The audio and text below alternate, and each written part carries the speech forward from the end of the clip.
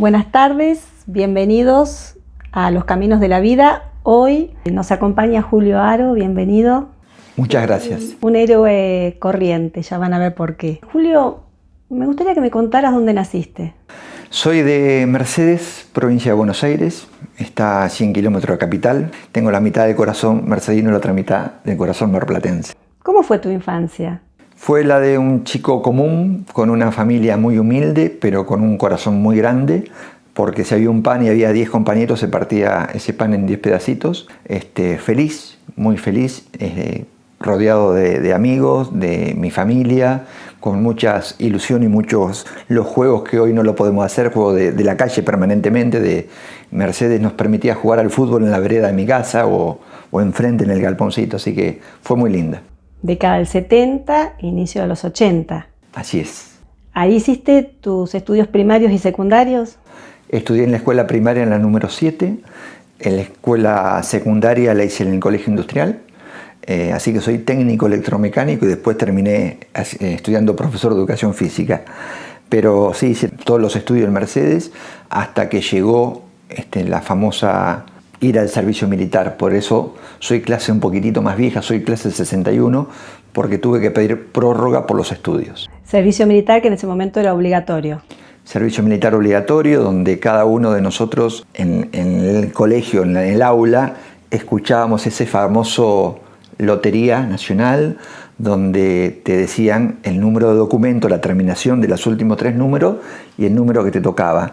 Y todo el mundo andaba con esas radios, las Espica, escuchando ese día, y vos veías que salíamos del aula corriendo, algunos llorando porque no había tocado como astronauta el número 900 y pico, en mi caso me tocó el 600, y otros gritando de alegría porque se habían salvado por número bajo. ¿Y vos querías hacer el servicio militar?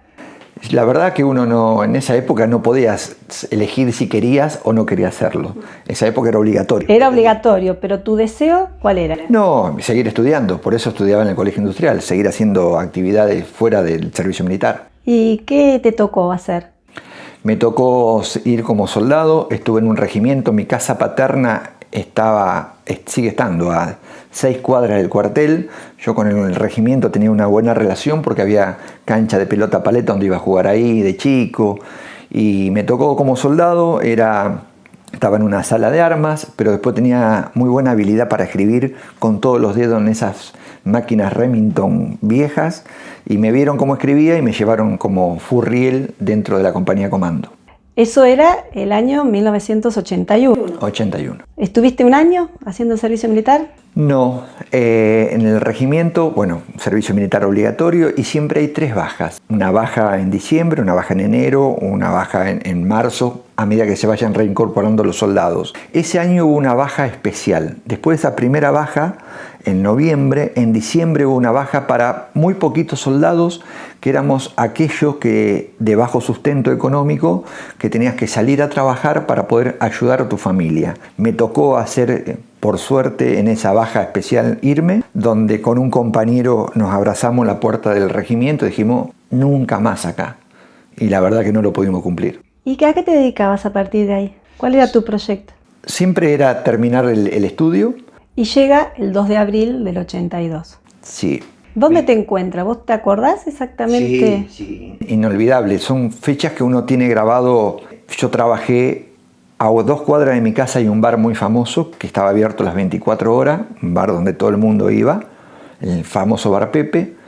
Yo trabajaba de mozo ahí y siempre, como eran las 24 horas, trabajaba de noche.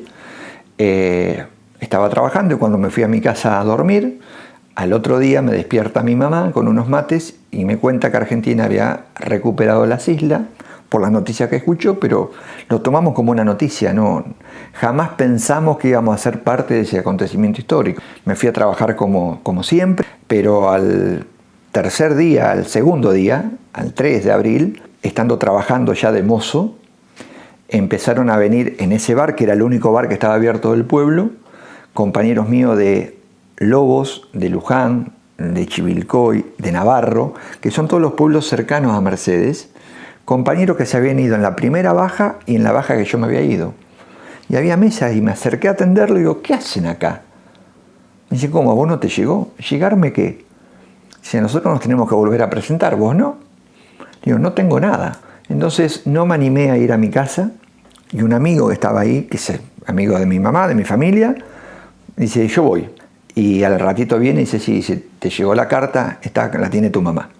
Así que dejé la bandeja de mozo, me fui a mi casa, había que presentarse ese mismo día, agarré la carta, me despedí de mi mamá como pude, como si fuera, nada, a la esquina a tomar un café.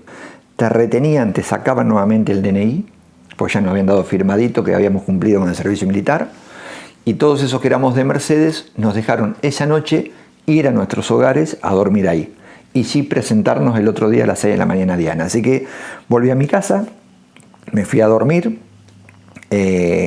uno duerme sin saber qué iba a pasar, y sí, al otro día a las 6 de la mañana o 5:30, que me quedaba cerquita, me pude despedir de mi papá, de mi mamá, de mi hermano, cuando uno tiene esa imagen de que te saludaban en la puerta de tu casa, y yo iba caminando, porque eran 5 cuadras, y miraba para atrás y lo veía que ellos estaban ahí en la puerta esperando que uno doblara para perdernos de vista. Llegamos al cuartel, nos volvieron a equipar con todas las... el bolsón portaequipo, con la ropa, nuevamente con todo, con armas, pero siempre con la idea de que no iba a pasar nada, que el regimiento nuestro se quedaba siempre ahí por una cuestión de que no pasaba nada. Y nos quedamos 10 días, porque el día 12 de abril empezaron a entrar camiones, estaba mucha gente ahí afuera, estaban mis papás que no los dejaban entrar, estaban todos, y en esos camiones nos embarcan a todos para Buenos Aires, estamos 100 kilómetros. Mi mamá había escrito un verso y dice, vi de tu linda carita tantas lágrimas verter, ¿no? Porque uno se iba, saludaba a la familia en esos camiones y no parábamos llorar, no sabíamos dónde íbamos. Creíamos lo que habían dicho, que íbamos a ir a Buenos Aires y que de ahí no nos movíamos, cosa que tampoco fue cierta. ¿Y cuándo llegas a Malvinas? Cuando llegamos a ese lugar que es Campo de Mayo, donde bajamos de los camiones, donde nos dan esta charla, nos sirven un mate cocido en esos famosos jarritos que teníamos, y a la hora nos vuelven a convocar y nos suben a un avión. ¿Y a dónde vamos? Nadie sabía nada. Son esos famosos aviones, los Hércules, que vos ves esa foto donde hay un montón de bolsones portaequipo y uno sentado porque no tienen asiento. Y nada, para mí era una experiencia todo nuevo. Habían dado lo máximo que anduve fue en bicicleta. Y nadie sabía nada. Tuvimos un par de horas de vuelo. Cuando bajamos, llegamos teóricamente al sur. Nos dan otro mate cocido y un pedazo de pan. Y nos decían, quédense tranquilos que de acá no nos movemos. Y a los 5 minutos hay otra orden para que el regimiento 6, del cual pertenezco, había que embarcar en otro avión, otra horita de vuelo, y aterrizamos en Malvinas.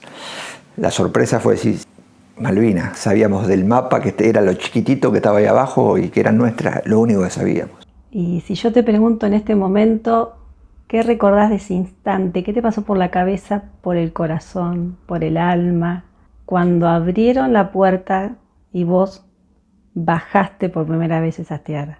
Mira, la sensación que te queda, como no iba a pasar nada y como teníamos la cabeza totalmente, que era como si fuera un paseo, uno quería decir, era lo que hablábamos siempre, es lo que está ahí abajo, llegamos ahí, te querías empapar o embeber del aire, de querer mirar, pero era todo un desastre de gente por todos lados, ¿no? Tratando de seguir la fila como te correspondía, y era todo, para mí, una visión nueva. Yo conocía nada, no conocía de Mercedes, nos habíamos movido muy poquito por el pueblo, estar en las Islas Malvinas, lo que todo el mundo decía, lo que nos habían enseñado en la escuela. No tomamos conciencia nunca hasta el 1 de mayo. A partir de ahí empezamos a tomar conciencia. ¿Y había discursos permanentes que daban los oficiales a ustedes para incentivar el espíritu? Sí, eso ocurrió después del 1 de mayo. Antes del 1 de mayo, cada uno iba a diferentes posiciones, no estábamos como preparados, todo era, no va a pasar nada, no van a venir, están muy lejos, ¿para qué? Todo era eso, que no pasa nada.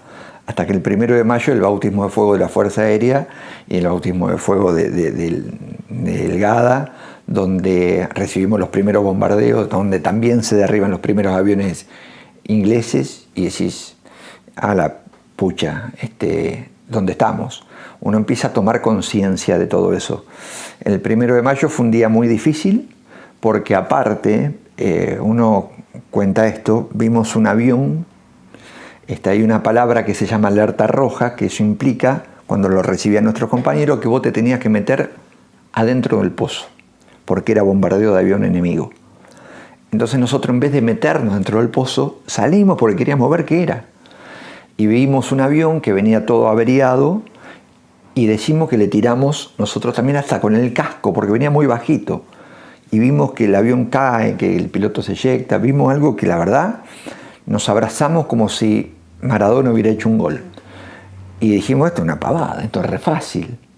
Pero a la media hora nos cuentan que ese avión que vimos derribar era un avión propio, un avión argentino. Pero imagínate que a partir de ahí la moral nuestra estaba por el piso.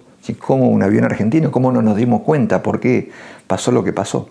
Así que nada, a partir de ahí venía como una gaceta que era para el soldado, que era como si fuera un PRODE que había antes, que te decían 2 aviones de ellos, uno nuestro, 4 barcos de ellos, uno nuestro. Había como una especie de cronograma para levantarte la moral. A mí me llamó la atención que a vos te hicieron un regalo que vos mantuviste en tu mochila durante toda la guerra. Y uno dice, a ver, si tu jefe te regala algo sabiendo que vas a ir a Malvinas, a mí me gustaría que los que están en este momento viendo el video piensen qué podría haber sido ese regalo. Porque cuando vos empezaste a contar, yo me supuse en esos instantes que sería, no sé, una virgencita, que sería más municiones. ¿Qué es lo que te dieron? Que no fue un regalo, sino que fue una especie de orden que me dijeron que eso valía más que mi vida. Me dieron para que le cuidara, ¿no? Para un regalo, una botella de Chivas Regal de whisky con su cajita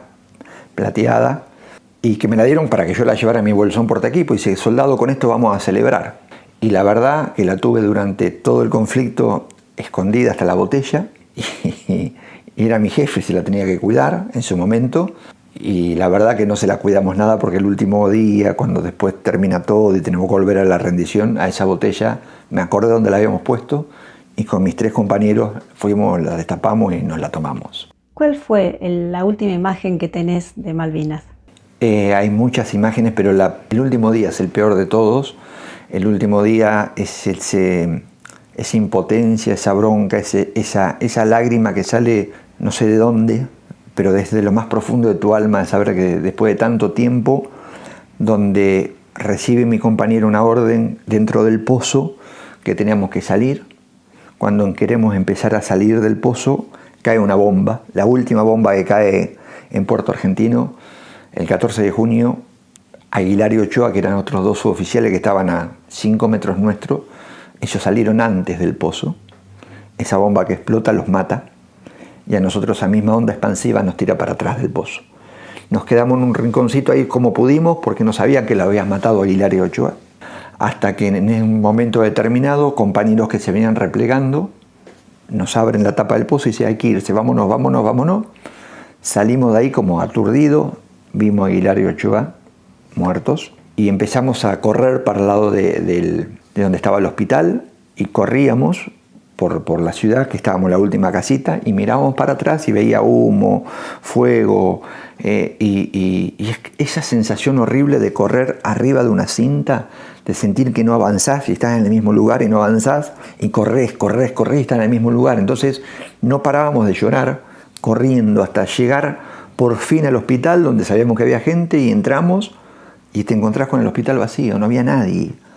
Estaba todo evacuado. Entonces salimos del hospital y seguimos corriendo para el lado del aeroparque, del aeropuerto viejo, el puerto argentino, y hay unos containers que detrás escuchamos unos gritos que nos llamaban a nosotros. Vamos hacia ahí y nos preguntan de dónde éramos, de qué regimiento éramos, y que nos quedáramos con ellos, que había un repliegue, que había que esperar qué es lo que pasaba. Y el oficial que estaba ahí a cargo en ese momento, que nos quedábamos, que nos sirven también un poquito de mate cocido, recibe una orden él que había terminado, que si veíamos un inglés, que no pasara nada, que ya está. Y es donde a vos te agarra el egoísmo, o es decir, entender por qué no me tocó a mí y le tocó a ellos, donde empezás a preguntar por algún compañero tuyo, Y si no lo vi herido. Hay un montón de sensaciones encontradas que son difíciles de explicar. Lo que sí, cuando tienes esa orden, vos te mirás y decís, bueno, por lo menos estoy sano, lo que uno cree. Nos llevan hasta el aeropuerto y donde estamos esos 2 días prisioneros. Primero nos hacen volver, nos sacan las armas, tenemos que volver a enterrar a nuestros propios compañeros. Son imágenes que quedan grabadas de por vida, son momentos muy, muy complicados y el hecho de querer retornar, no quería volver a mi casa sea como sea. Yo quería volver, la verdad que quería volver y preguntabas por tus compañeros y uno había pisado una mina y le faltaba una pierna y el otro no lo vio y no lo veo y no lo encuentro y no sé dónde está y uno empieza a entender y a comprender un montón de cosas. Así que son imágenes durísimas que quedan después de un conflicto y sobre todo en ese momento final. ¿Cuándo volviste a tu casa? El 22 de junio. Es el día que mi madre me regaló otra medalla, que para ella es el día que nací, que volví a nacer, el día que se portó, dice muy bien, Defensa Civil le fue a avisar que venía en la lista de regreso, donde hay un par de fotos que estaban esos famosos colectivos, los Chevalier, que tiene una ventanilla muy chiquitita y pasábamos 3 cabezas por ahí para tocar y ver si veíamos a nuestro familiar. El Mercedes, Luján, Chivilcoy y Navarro estaban todos en el pueblo. Fue una bienvenida muy linda, donde recién después de mucho tiempo comprendí muchas cosas, ¿no? Uno no lo entiende en su momento, de ver que el colectivo tardara 1 hora hasta llegar a Mercedes y los últimos 5 kilómetros tardar 1 hora y media porque iba a paso de tortuga, porque la gente se te abalanzaba al micro preguntando por uno, y llegar al cuartel y estaban todo el pueblo abarrotado en el cuartel, entrar con los micros, ir a la cuadra donde teníamos la ropa, vestirte nuevamente de civil, de tu pilcha, que algunos nos quedaban holgada, que habíamos adelgazado un par de kilos, y salir a buscar a tu familia y ver lo que hoy serían las famosas burbujas.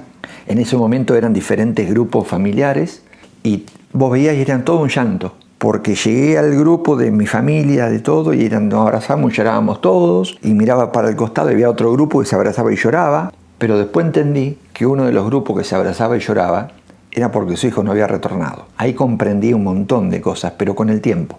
No en el momento. En el momento estaba, en el momento regresé, llegué a mi casa, se llenó, muy chiquitita mi casa, se llenó de gente, se llenó de amigos, todos querían saber cómo estaba. Fue muy linda el recibimiento, pero fue un proceso después muy duro, muy, muy difícil. ¿Cómo fue esa vuelta, esos primeros meses? Fueron muy difíciles porque todos tus compañeros que en la actualidad recién ahora te piden disculpas porque no sabían ni cómo tratarte, era el hecho de preguntarte, che loco, ¿mataste a alguno? ¿Tuviste hambre? Y se terminaba la conversación. Te decía, viste, mira, Susana se puso de novio con Carlito, o sea, loco, vengo de 74 días de una guerra con cosas mucho más importantes, con el valor de la carta, el valor de una amistad, el valor de tu compañero que te cuida las espaldas. Hay muchas cosas para contar que simplemente si tuviste hambre o tuviste frío. A mí me llama la atención, porque sabes que alguna vez leyendo algún artículo sobre la Segunda Guerra Mundial, decían que en principio la gente no quería hablar, así que en la década del 60 se evitaba quienes habían participado, de los campos de concentración, tanto las víctimas como quienes estaban a cargo de los campos. Sí, en general la gente que había participado en la guerra evitaba hablar del tema, no quería. Y recién en la década del 70 se pudo poner en palabras lo que le había pasado. En caso tuyo era distinto, vos necesitabas que te preguntaran, sí, abrir el diálogo para que vos pudieras poder contar tu historia. Nosotros decimos que nos faltaron orejas en el principio, orejas que nos escucharan. Nosotros hasta nos habían prohibido hablar, que no podíamos contar muchas de las cosas con el regreso. Entonces uno tenía esa necesidad de sacarse eso que había vivido, de comentar. Una pavada, el hecho de que yo hacía llorar a mi mamá porque no comía la cebolla y cuando llegué agarraba la cebolla, me la pelaba con una manzana y me la comía, de valorar un montón de cosas. Entonces decís, había muchas cosas más para contar. Lamentablemente hubo esta etapa de desmalvinización, muchos compañeros que han perdido la vida no por la guerra, sino porque se han suicidado por falta de apoyo, de un montón de cosas. Uno tiene la necesidad de expresar lo que vivió. Y por eso digo, lo difícil fue la reinserción, esa etapa de desmalvinización. Nadie está preparado. Recibir a una persona que estuvo en una guerra, no había psicólogo, no había forma que te ayudaran. Era a prueba y error, ¿no? Muchos de nosotros hemos salido, digo, ¿no? De la manera que pudimos, no de la manera que quisimos. Por eso jamás voy a juzgar a un compañero. Hoy hay compañeros que están o se han suicidado, o con el alcohol, o con la droga, o con el juego. Encontró la forma, o con lo que hacemos nosotros, que tal vez no es lo correcto, pero es la forma que uno encontró del escape de lo que hemos vivido.